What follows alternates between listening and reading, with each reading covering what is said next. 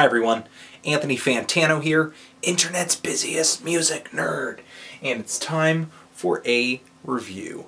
Charlie Haden and Hank Jones, Come Sunday. Charlie Haden and Hank Jones are two very well-traveled jazz musicians. Charlie Haden is a bass player and has been a trailblazer in avant-garde, experimental, and free jazz for years. Over the course of Haden's career, he's released a lot of albums, collaborated with greats like Alice Coltrane and Pat Metheny and Ornette Coleman as well, and his partner on this album, Hank Jones, is a jazz piano player, and he's collaborated with many greats himself and has a pretty hefty discography too. Sadly, he passed away in 2010.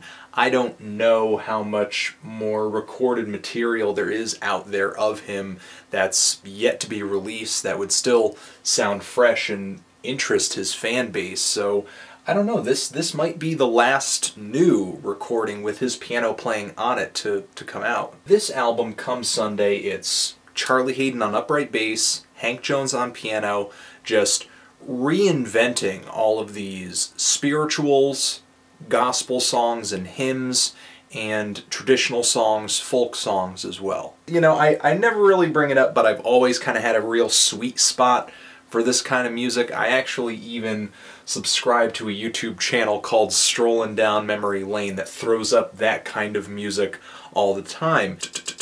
There's just a really sweet, gentle, and warm aura around this kind of music. This kind of music is the building block for a lot of American music. It's the roots, it's the blueprint to all of the jazz that Charlie Haden and Hank Jones played throughout their career. And this kind of music was a huge inspiration to tons of singer-songwriters, especially one of my favorites, Tom Waits. Now, this is not the first time that Charlie Haden and Hank Jones have collaborated on a project like this. They actually released an album a professor of mine turned me on to in college that was put out in 1995 called Steal Away, where they're pretty much going in the same direction, just reinventing, reinterpreting tunes from that same style, from that same traditional music era.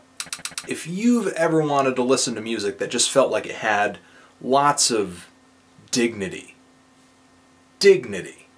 then this is definitely a must-listen. Even though Come Sunday was recorded around 15 years after Steal Away was, the intent of what Haden and Jones want to do with these songs has remained roughly the same. They just perform them together just very softly, very quietly, but also very intently. They don't just let these songs breeze by. You know, for the most part, they kind of try to leave their fingerprints on these versions. And the way that they play these songs out with this very solemn, this very kind of clean performance, it's really like kind of going to an old country church and just everything is very, you know, rootsy and rural, but also very beautiful and charming. Now, even though I really like Steal Away, I am liking Come Sunday too, but I do feel like I'm a little on the fence with it as well. And it's mostly because of similarities it has and doesn't have with Steal Away. On Steal Away, you just got one reinterpretation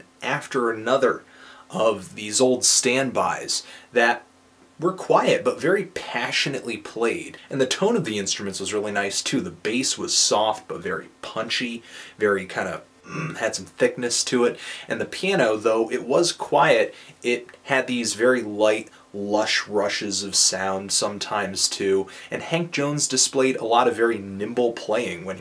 But the one thing this album doesn't do as much as Steal Away is embellish these songs. I don't know if it was because they were recording this project years and years later, or if they really wanted to simplify their approach to these songs. They really kind of wanted the songs to stand on their own and kind of not distract from that with the flashy playing or something. But there are some tracks on here like Down by the Riverside or Blessed Assurance where Hank and Charlie just really are playing it straight. Sure, there are some solos on that track, but there are also moments like God Rest Ye Merry Gentlemen where it seems like they'll go through the entire track and play it so plainly and so rigidly that I really start getting kind of bored with it. I'm not really looking for these tracks to be really jazzed up and upbeat or anything like that. I mean, I think there are some songs on here that benefit from the quiet volume of this album, like the opening track, Take My Hand, Precious Lord, which is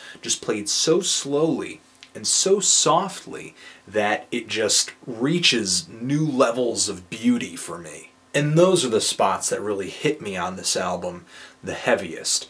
There are songs on here like Give Me That Old Time Religion where it does feel more upbeat, it is performed pretty well, it is embellished really nicely. You've got those spots, like I said, that are so soft, filled with dignity, filled with beauty, and then again you've got this other side to this album that feels so straightforward, so unchanged that I could almost hear any two musicians playing it this way. You know, which is a bit of a shame because, yeah, I am here to listen to the tunes, because the tunes are beautiful, the tunes are gorgeous, the tunes are well-traveled, the tunes here have withstood the test of time, but I'm also here to listen to Hank and Charlie, and I think I would have enjoyed this record a little bit more if I felt like they were more in balance with some of these songs, like they weren't sort of letting the songs overshadow them at some points. Still, I think this is a pretty good album, at least worth a couple listens through, and try to give the album that came out before this one a chance as well. I'm feeling a strong 6 to a light 7 on this. Just a lot of songs on here that didn't feel explored enough. Some songs, because they weren't all that explored,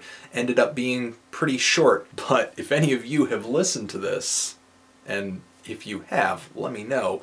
What do you think of this thing? Do you love it? Do you hate it? Why? How could you hate it? Anthony Fantano, Charlie Haden, and Hank Jones come Sunday. What should I review next? Forever.